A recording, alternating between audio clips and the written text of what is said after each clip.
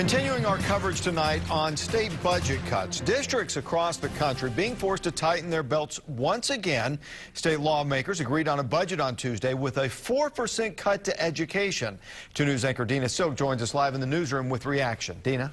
Well, Russ, school officials are not happy. Some say lawmakers are not doing their part to protect education and need to get their priorities straight. It has a devastating impact, coming on the heels of having lost $20 million last year. And we have to take more desperate measures. A 4.1% cut to education budgets already strapped thin. School officials were planning for some cuts, but didn't expect this. It's very disappointing that the Oklahoma legislature would say they're supportive of education, but they really didn't do anything to protect education, in my view.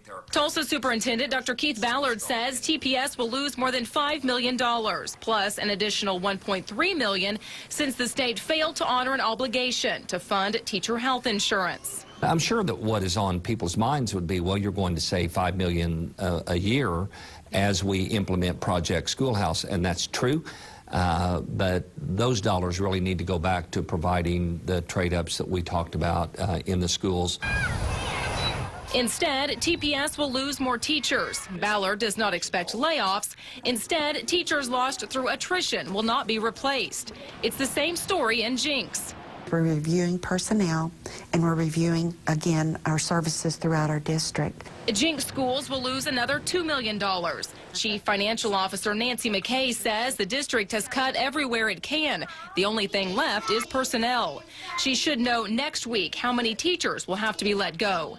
In the meantime, the Jinx district is operating with the same amount of money it did in 2003, with 1,500 more students.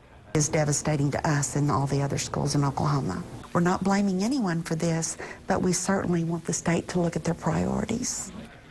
Now, TPS hopes to absorb some of the cuts by selling some empty buildings later this year. We're live in the newsroom. Dina Silk, 2 News works for you.